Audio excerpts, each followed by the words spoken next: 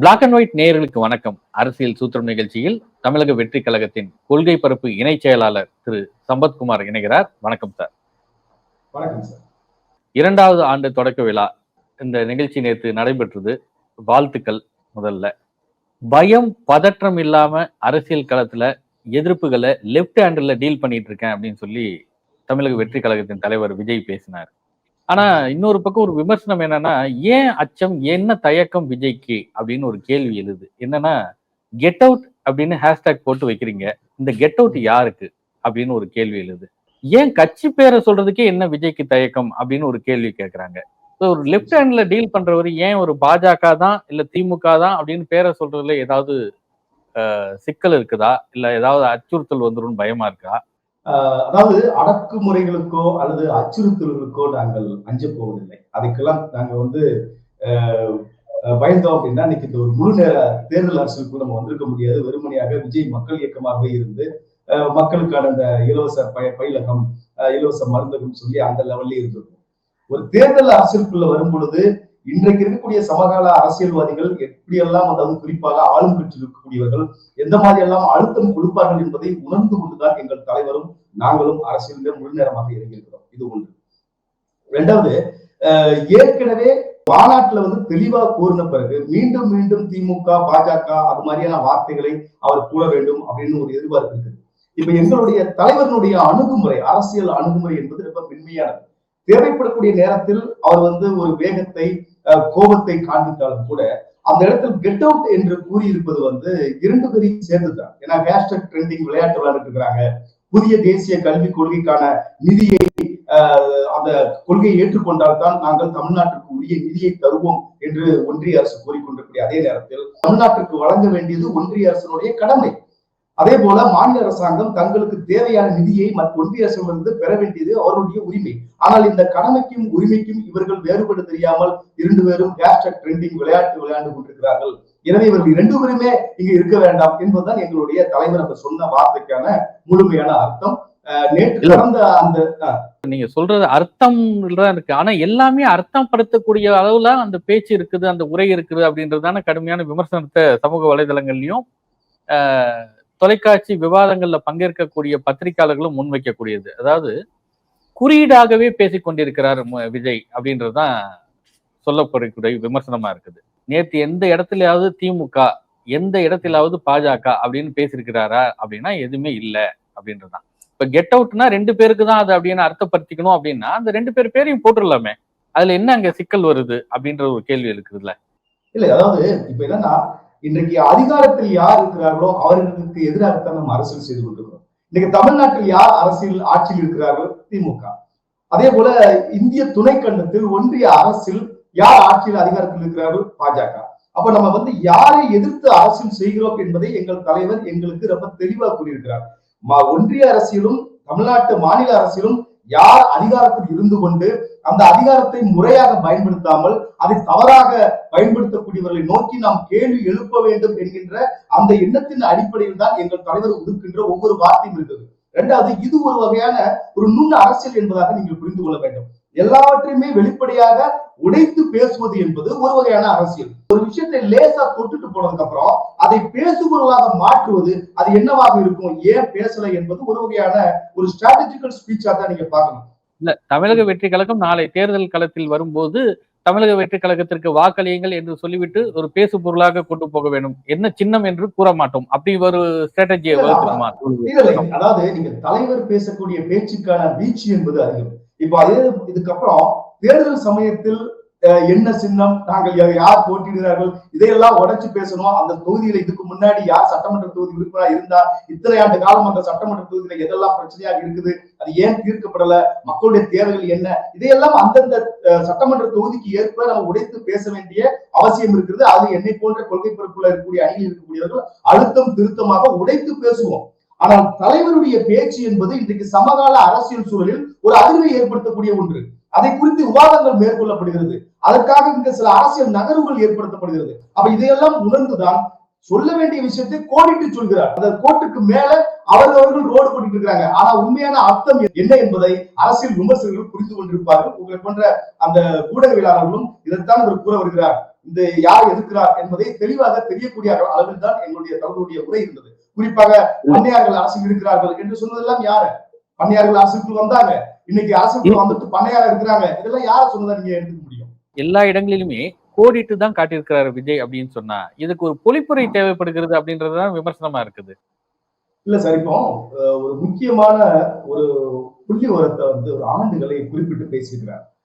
1967 அன்றைக்கு ஆட்சியில் இருந்த காங்கிரஸை வீழ்த்தி பேரறிஞர் அண்ணா அவர்கள் தலைமையிலான திராவிட முன்னேற்ற கழகம் ஆட்சியை பிடித்து முதல் முறையாக பிடித்ததை போல 1977 அண்ணா மறைவுக்கு பிறகு திமுக கலைஞர் கருணாநிதி அவருடைய தலைமையில் உருவான அந்த இரண்டாவது ஆட்சியை வீழ்த்தி ஒரு 3 தேர்தலுக்கு தொடர்ச்சியாக அவர்கள் வெற்றி பெற்றார்கள். அந்த 1977 போல 2026 சட்டமன்ற தேர்தலில் நாம் வெற்றி பெறுவோம் என்கின்ற ஒரு விஷயத்தில் தெளிவாக குறிப்பிட்டு கூறுகிறார் என்று சொன்னால், நாங்கள் வெற்றி பெறுவோம் என்பது ஏற்கனவே ஆட்சியில் இருப்பவர்கள் நாங்கள் வீழ்த்துவோம் என்றுதானே அர்த்தம்.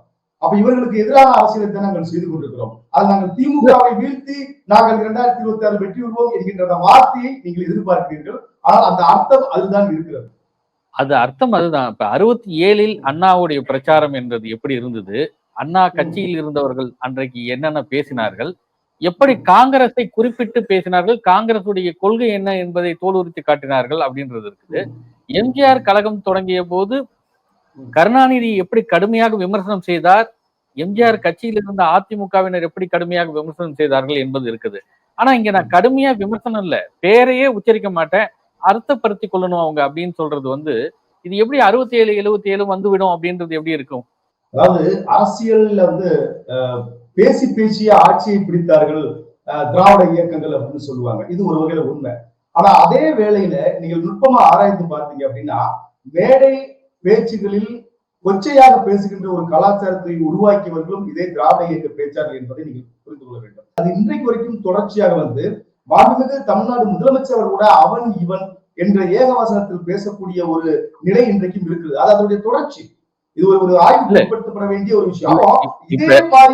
இதே மாதிரியான ஒரு ஒரு நேரடியான ஒரு கடுமையான விமர்சனத்தை ஆளுகின்ற அரசு மீது வைக்க வேண்டும் என்கின்ற ஒரு அவசியத்தை எங்கள் தலைவர் விரும்பவில்லை. அவர் என்ன சொல்றாரு, என்னுடைய பாதை இது, என்னுடைய பயணம் இது, என்னுடைய லட்சியம் இது, நாங்கள் இதை நோக்கி செல்ல போகிறோம், எங்களுடைய இலக்கு இது, எங்களுடைய கொள்கை இது, எங்களுடைய கொள்கை தலைவர்கள் இவர்கள், நாங்கள் பூத் லெவல் கமிட்டி பிஎல்சியை பத்தி நேற்று பேசுகிறார். நீங்க ரொம்ப நீங்க சொல்றது சரியான விஷயம். அப்படின்னா யார பத்தி வந்து விமர்சனமே இருக்க தேவையில்ல. ஏன் வந்து பண்ணையார் அரசியல் செய்தவர்களை ஓட விடுவோம் அப்படி எல்லாம் பேச வேணாம். நாங்க வந்து என்னென்ன செய்ய போறோம், மாற்றத்தை கொண்டு வர போறோம், மக்கள் வந்து வாழ்க்கை அமைதியாக இருக்கும், வாழ்வாதாரம் எப்படி கொண்டு வர போறோம் அப்படின்னு மட்டும் பேசினா இந்த கேள்வியை விமர்சனத்தை யாரும் முன்வைக்க போறதே கிடையாது. ஆனா அதெல்லாம் தொடரும், ஆனா பேர் சொல்ல மாட்டோம் அப்படின்றது இது என்ன விதமான அரசியல்? ஏன்னா ஒரு பக்கம் ஆதவ அர்ஜுனா அவர் பேசுகிறார், ஊழல் நடக்கிறது, கடன் வாங்கி ஊழல் நடத்துகிறார்கள், 5 லட்சம் கோடி கடன் என்றெல்லாம் ஆதவ அர்ஜுனா பேசுகிறார், மன்னர் ஆட்சி என்று பேசுகிறார்.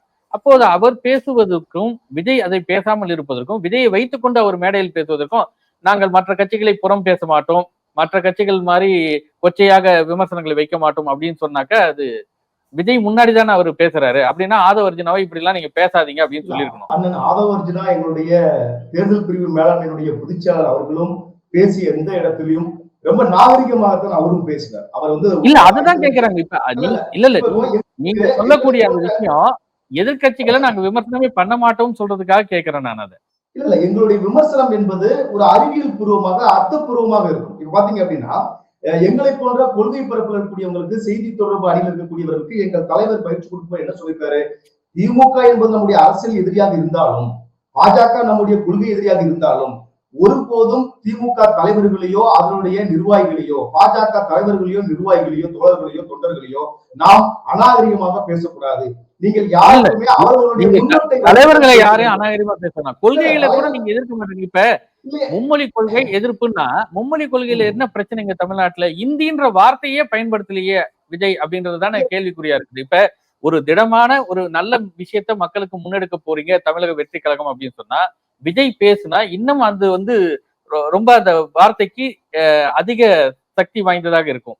இப்ப இந்தி எதிர்ப்பு அப்படின்னு விஜய் பேசும்போது இன்னும் மக்களுக்கு பரவலா போய் சேரும். ஆனா இந்தின்ற வார்த்தையை கூட அங்க பயன்படுத்தல. அந்த போர்டுல கையெழுத்து போடுற அந்த போர்டுல கூட மும்மொழி கொள்கை அப்படின்றதுதான் இருக்குதே தவிர இந்தி திணிப்பு கூடாதுன்றது இல்லவே இல்லை. அவர் பேசும்போதும் ஒரு இடத்தில் கூட அதை சொல்லவே இல்லை. இல்ல அதாவது சார், எங்களுடைய கட்சியினுடைய கொள்கை என்பது இருமொழி கொள்கை. வழிபாட்டு மொழியாக தாய்மொழியாக தமிழ் இருக்க வேண்டும், வழக்காடு மொழியாகவும் அதே தாய்மொழியாக தமிழ் மொழி இருக்க வேண்டும். இது உணர்வோடு தொடர்பு இருக்கக்கூடிய மொழி. அதே போல உலகத்தோடு தொடர்பு கொள்ள வேண்டிய ஒரு அவசியம் இருக்கிறது, அதற்கு ஆங்கிலம் போதும். இதுதான் எங்களுடைய நிலைப்பாடு. இப்ப மூன்றாவது மொழியாக அது இந்தியாக இருந்தாலும் சரி அல்லது வேறு எதுவாக இருந்தாலும் சரி, நமக்கு அது தேவையில்லை என்றுதான் நாங்கள் இருமொழி கொள்கை எங்கள் கட்சியுடைய கொள்கை என்று வெளிப்படையாக மாநாட்டில் எங்கள் தலைவர் அறிவித்திருக்கிறார். அந்த அடிப்படையில் எங்கள் கொள்கை வழிநின்று நாங்கள் இந்திய எதிர்ப்பை எதிர்க்கிறோம். அப்ப இந்தியா மூணாவது மொழியா நாங்க வந்து கொண்டு வர போறீங்களா, அல்லது மூணாவது மொழியா வேறு ஒரு இந்திய மொழி வரப்போதா, அல்லது மூன்றாவது மொழியாக உலக மொழி ஒன்று வரப்போதா, அது எதுவாக இருந்தாலும் சரி மூன்றாவது ஒரு மொழியை தாவேகா முழுமையாக எதிர்க்கிறது. தமிழக வெற்றி கழகத்தினுடைய கொள்கை அடிப்படையில் இருமொழி கொள்கை தான் எங்களுடைய கொள்கை. மூன்றாவது மொழி கொள்கை அது எந்த மொழியாக இருந்தாலும் அதை எங்களுக்கு இருக்கிறோம். அதுக்கு நீங்க இந்திய சொல்லணுங்கிற கட்டாயம் கிடையாது. இல்ல இந்தின்ற அந்த வார்த்தையே பயன்படுத்துதல கூடாது அப்படின்னும் போது ஒரு அங்க கேள்வின்றது என்னன்னா, பாஜக ஏதாவது நினைச்சுக்குவாங்களோ நம்மள அப்படின்ற ஒரு சந்தேகம் எழுது இல்ல. அதுக்காக தான் கேட்கிறாங்க எல்லாரும் இந்த விமர்சனத்தை. இன்னொன்னு, பாஜகவுடைய மாநில தலைவர் அண்ணாமலை பேசும்போது விஜயோட குழந்தைகள் பிள்ளைகள் வந்து 3 மொழி படிக்கலாம். விஜய் நடத்தக்கூடிய விஜய் வித்யாசிரமம் பள்ளிக்கு அங்க அந்த பள்ளியில 3 மொழி சொல்லி தரலாம். ஆனா தாவேகாவின் சாதாரண அப்பாவி தொண்டர்களுடைய குழந்தைகள் இதை படிக்க கூடாதா அப்படின்னு கேள்வி கேட்கிறாரு. இல்ல பொதுவா சார், இந்த இந்தி மொழி கற்றல் குறித்து இங்க ஒரு போதாமை இருக்குது, அறிவு போதாமை இருக்குது. என்ன அப்படின்னா, இந்த குற்றச்சாட்டை அண்ணாமலை வைக்கிறது எப்படின்னா, விஜயோட பசங்க படிக்கலாம், அவருடைய பள்ளிக்கூடத்தை சொல்லி கொடுக்கலாம், ஆனா தாவேகா தொண்டர்களுடைய பிள்ளைகள் படிக்க கூடாது 3 மொழியை அப்படின்னு சொல்றது அப்ப நீங்க எங்க வரையறை இருக்கீங்க? தாவேகாவுடைய தொண்டர்கள் உலகம் முழுவதும் இருக்கிறார்கள்.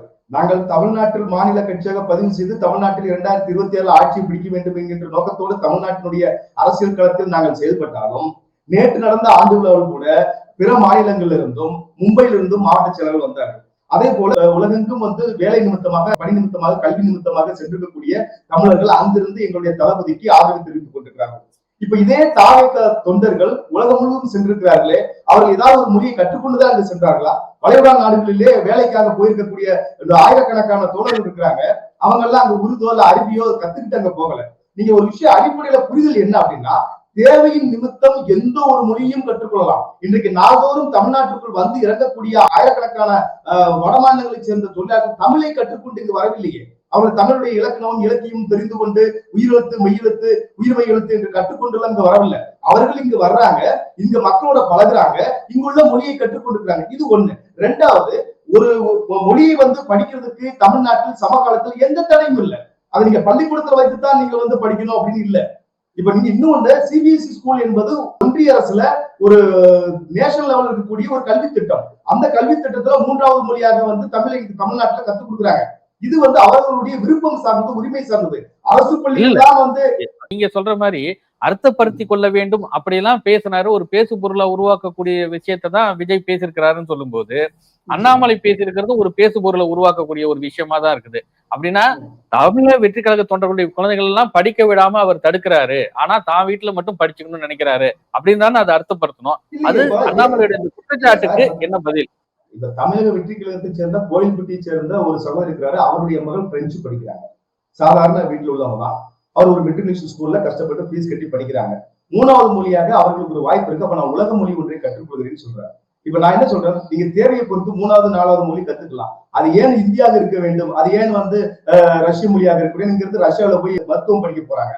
இன்னைக்கு உலகத்தினுடைய உற்பத்தி மையமாக சீனா திகழ்கிறது. அப்ப சீன மொழியை கத்துக்கலாம். ஜெர்மனி உலகத்துல அதிகமான அளவுக்கு மோட்டார் வாகன தொழில மேம்பட்ட ஒரு நாடு, பல வேலை வாய்ப்புகளுக்கு ஒரு ஜெர்மனி மொழியை கத்துக்கலாம். அப்போ 3வது மொழி இல்ல, எந்த மொழியை கற்றுக்கொள்வதற்கும் நாங்கள் தடை கிடையாது. தேவையை பொறுத்து ஒரு மொழி இந்த நாட்டில் உள்ள மக்கள் கற்றுக்கொள்ளலாம். இப்போ இந்தி திணிப்பு என்பதை அண்ணாமலைக்கு நான் நேரடியாக கேட்கிறேன். நீங்க ஏன் வந்து ஒன்றிய அரசுடைய கட்டுப்பாட்டு வரக்கூடிய அந்த அரசு அலுவலகங்கள்ல இருக்கக்கூடியவங்க இடத்துல தமிழை தெரிந்தவர்கள் வந்து பணி அமர்த்தல?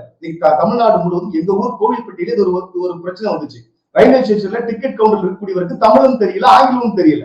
அவருக்கு ஹிந்தி மட்டுமே தெரிஞ்சிருக்கிறது. ஆனா வேலை பார்க்கறது தூத்துக்குடி மாவட்டம் கோவில்பட்டியில. நம்ம எப்படி போய் அவர்கிட்ட போய் பேசி டிக்கெட் வாங்க முடியும்? அதே அளவுல தேசிய அளவுல இருக்கக்கூடிய பல்வேறு தேர்வுகள்ல 3வது ஹிந்தி படிக்க சொல்றாங்களா? ஏன் தாய்மொழி விட்டு போவா? தாய்மொழி விட்டுட்டு நான் ஏன் இன்னொரு மொழியை படிக்கணும்? ஏன் தாய்மொழி தமிழ்? இந்தியாவில் இருக்கக்கூடிய 14 தேசிய மொழிகள்ல அங்கீகரிக்கப்பட்ட மொழிகள்ல தமிழும் இருக்குது. தமிழ்நாட்டில் நடக்கக்கூடிய கல்விக்காகவும் வேலை வாய்ப்புக்காகவும் நடத்தப்படக்கூடிய ஒரு தேர்வுல ஏன் தமிழ் இல்ல அப்படிங்கிற ஒரு கேள்வியை அண்ணாமலை கேட்க மாட்டேங்கிறாரு. ஆங்கிலம் கூட இல்லாம சில தேர்வுகள் முழுமையாக இந்தி மட்டுமே இருக்குதான் இந்தி திருப்பின்னு சொல்றோம். ஒன்றிய அரசு நாடு முழுவதும் உருவாக்கக்கூடிய திட்டங்களுடைய பெயர்கள் ஏன் தமிழ்நாட்டுல இந்தியே வருது? அது ஏன் தமிழ்ல இல்ல? அப்ப இதுதான் இந்தி திருப்புன்னு சொல்றோம். அப்ப இந்த விஷயங்கள்ல உள்ளார்ந்து புரிந்து கொள்ளாமல் 3வது மொழியாக ஒண்ணு வைக்கணும், அது புதிய தேசிய கல்விக் கொள்கையில அதை கொண்டு வந்துருக்கிறோம், அதை படிச்சாதான் நீங்க அந்த கொள்கையை ஏற்றுக்கொண்டாதான் உங்களுக்கு உரிய நிதியை தருவோம் அப்படிங்கிறதெல்லாம் ஒரு அயோக்கியத்தனம் அப்படிதான் நம்ம சொல்றோம். ஏன்னா கல்விக்கான நிதியை உரிய நேரத்தில் வழங்காவிட்டால் அந்த நிலப்பரப்பில் வாழக்கூடிய மக்களுடைய எதிர்கால தலைமுறை சீரழியும். ஏன்னா கற்பித்தல் கற்றல் செயல்பாடு என்பது பாதிக்கப்படும். கல்விக்கு செலவழிக்கக்கூடியது செலவு கிடையாது, அது முதலீடு. அது இந்த நாட்டினுடைய எதிர்காலத்தை உருவாக்கக்கூடிய முதலீடாக நம்ம பார்க்கிறோம். ஆனா அந்த கல்வியை நீங்கள் கல்விக்கான நிதியை வழங்குவதற்கு ஒரு நிர்பந்தத்தை நீங்கள் உருவாக்கினீர்கள் சொன்னா அப்ப தமிழ்நாட்டின் மீது உங்களுக்கு என்ன அக்கறை இருக்கிறது? தமிழ்நாட்டு மாணவர்கள் மீது உங்களுக்கு என்ன அக்கறை இருக்கிறது? அந்த குழந்தைகளுடைய எதிர்காலத்தை பற்றி அண்ணன் அண்ணாமலைக்கு என்ன ஒரு அக்கறை இருக்கிறது? நீ ஹிந்தி படிச்சாதான் பணம் கொடுப்ப, இல்ல பணமே கொடுக்க மாட்டேன், பள்ளிகள் எல்லாம் மூடணும், கல்லூரியில மூடணும், எப்படி பல்கலைக்கழகத்துக்கு துணைவேந்தரை நியமிக்கலையோ அதே மாதிரி உங்களுக்கு இனிமே ஆசிரியர்கள் நியமிக்க மாட்டேங்கிற மாதிரி இருக்குது. இப்படி வருத்தப்படுற அண்ணன் அண்ணாமலை ஒரு ஆசிரியர் பள்ளி, 2 ஆசிரியர் பள்ளி, 3 ஆசிரியர் பள்ளின்னு சொல்லி 5 வரை வகுப்பு இருக்கக்கூடிய பள்ளிகள்ல போதிய ஆசிரியர் இல்லையா அதை கேட்பாரா? போதிய குடிநீர் இல்லையா அதை கேட்பாரா? போதிய கழிவறை இல்லையா அதை கேட்பாரா? சுற்றுச்சூழல் இல்லையா அதை கேட்பாரா? அரசு பள்ளி மாணவர்கள் மீது ஏன் இவ்வளவு அக்கறை? அந்த இந்திங்கிற ஒரு மொழிக்காக, இந்தியின் மீது கொண்டு காதலுக்காக தமிழர்கள் மீது, தமிழக மாணவர்கள் மீது வஞ்சிப்பது போல நடப்பதை தமிழக வெற்றி கழகம் கடுமையான கண்டனத்தை நாங்கள் தெரிவித்துக் கொள்கிறோம். அண்ணாமலை இன்னொரு விஷயம் சொல்லக்கூடியது என்னன்னா, விஜய் வித்யாசிரம் பள்ளி அப்படின்னு ஒண்ணு நடத்துறாரு அப்படின்னு முதல் முறையா ஏதோ ஒரு டாக்குமெண்ட்டை காட்டி பேசுறாரு. இத விஜய் மறைத்து இந்த மாதிரி ஒரு பள்ளிக்கூடத்தை நடத்துறதே யாருக்கும் தெரியாம நடத்திட்டு இருக்கிறாரா? இந்த பள்ளிக்கூடத்துல மும்மொழி கொள்கை என்ன அப்படின்றதுல ஏன் விஜயோ இல்ல குறைஞ்சபட்சம் வேற யாராவது அதை அந்த மாநாட்டுல பேசிருக்க கூடாது, அதை தெளிவுபடுத்த கூடாது? ஏன்னா இது பாத்தீங்கன்னா ஒரு புதிய ஒரு குற்றச்சாட்டு மாதிரி போய் மக்கள்கிட்ட நிக்குது. அதாவது விஜய் வித்யாசிரம் பள்ளியை நடத்துவது என்பது முதல் புதிய தகவலாக போய் சேர்கிறது. அப்படி ஒரு பள்ளிக்கூடம் நடத்துவது என்பதே ஒரு தவறான செயல் அப்படின்ற ஒரு கட்டமைப்புல போய் சேருது. அதாவது ஒரு பள்ளிக்கூடத்தை மறைமுகமாக நடத்த முடியாது. அது பொது வெளியில் மக்களுக்காக நடந்து கொண்டிருக்கக்கூடிய ஒரு பள்ளி. ஏதோ ஒரு ஓரத்துல ரகசியமாக மலைப்பாங்கான இடத்துல ஒளிச்சு வச்சு பள்ளி நடத்துது. இது புதிய தகவலும் கிடையாது. இது குறித்து சமூக வலைதளங்களில் எங்கள் கழகத்திலிருந்து தோழர்கள் இது முன்னமே இது சம்பந்தப்பட்ட அறிக்கைகள்லாம் வெளியே வந்திருக்கு, விண்ணப்பம் இருக்குது, அங்க தலைவர் பேர் இருக்குன்னு சொல்லியிருக்காங்க. இது தொழில். நீங்க இதே இந்தி திணிப்பை எதிர்த்து அரசியல் செய்த வெற்றி பெற்ற திராவிட முன்னேற்ற கழகத்தின் குடும்பத்திலிருந்து வந்திருக்கக்கூடிய சன் தொலைக்காட்சி நிறுவனம் இந்தியா முழுமைக்கும் அவர்கள் பல்வேறு பெயர்களில் அவருடைய அந்த ஊடக நிறுவனத்தை நடத்தும் பொழுது நீங்கள் வேற மாநிலத்தில் பிசினஸ் பண்ணக்கூடாதுன்னு சொல்ல முடியாதா? வணிக நோக்கத்திற்காக அரசுடைய சட்ட விதிமுறைகளுக்கு உட்பட்டு ஒரு பள்ளியை, ஒரு கல்வி நிலையத்தை நடத்துவது என்பது வேறு. இந்த மக்களுக்கு இந்த மண்ணின் மீது சம்பந்தமில்லாத ஒரு மொழியை நீங்கள் திணிப்பது என்பது வேறு. அப்படி பார்த்தா அதுதான் ஒரு தவறான வாதத்தையும் வச்சாங்க. பேன் இந்தியா படம் ஏன் வேற மாநிலங்களுக்கு போகாது? எஸ், வேற மாநிலங்களுக்கு எங்கள் தலைவருடைய படம் போகும்போது தமிழ்ல போனாதான் அங்க தப்பு. அந்த மொழியில டப் செய்யப்பட்டு போச்சு அப்படின்னா அதுதான் சரியா இருக்குமே ஒழிய, நான் தமிழ்ல தான் என் படத்தை எடுத்து நான் தெலுங்கானாவில வெளியிடுவேன், தமிழ்ல உள்ள படத்தை தான் நீ கர்நாடகத்துல பார்க்கணும், தமிழ் மொழியில எடுத்த படத்தை தான் நீ கேரளத்துல பார்க்கணும்னு சொன்னா அது தமிழ் மொழி திணிப்பு.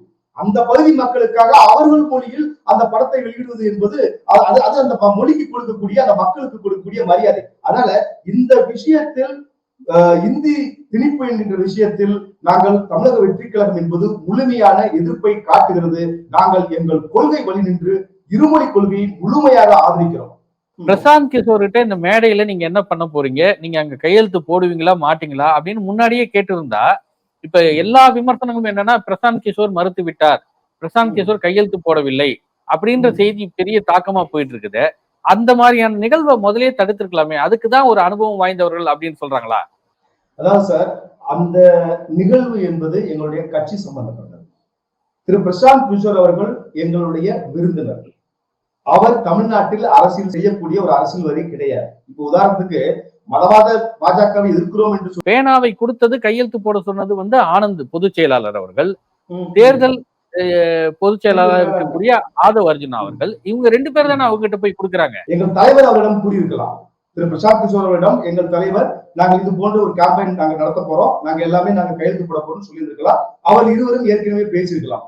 இந்த தகவல் எங்கள் பொதுச் செயலாளருக்கோ அல்லது தேர்தல் பிரிவு மேலாண்மை பொதுச் செயலாளர் ஆதவ் அர்ஜுனா அவர்களுக்கோ தெரியாமல் இருந்திருக்கலாம்.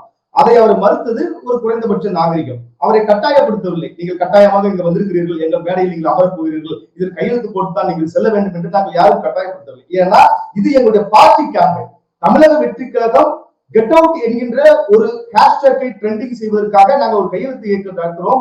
அதை தமிழ்நாட்டில் இருக்கக்கூடிய இந்த இருவரும் கட்சிகளை அல்லது இந்திய அளவில் வந்து மக்களுக்கு விரோதமாக இருக்கக்கூடிய கட்சிகளை நாங்கள் தமிழ்நாட்டை விட்டு அகற்ற வேண்டும், அரசியலை விட்டு அகற்ற வேண்டும் என்கின்ற நோக்கத்தோடு செய்யும்போது தமிழக வெற்றி கழகத்தினுடைய அஜெண்டா இது.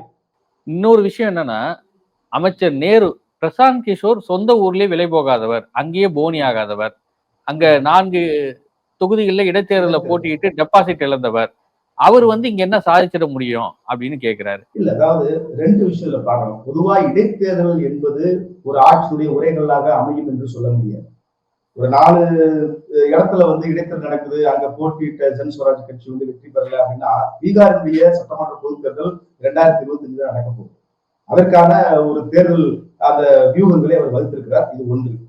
2வது, 2021 நடைபெற்ற சட்டமன்ற தேர்தலில் வெற்றி பெற்று இன்றைக்கு தமிழ்நாட்டில் ஆட்சி அதிகாரத்தில் அமர்ந்திருக்கக்கூடிய திமுக அன்றைக்கு யாருடைய வியூகத்தினுடைய அந்த அண்ணன் ஐயா நேரு அவர்களுக்கு 2021 தேர்தலில் ஐபேக் நிறுவனத்தினுடைய திரு PK அவர்களுடைய அந்த ஆலோசனை அவர் அன்றைக்கு கேட்கவில்லையா?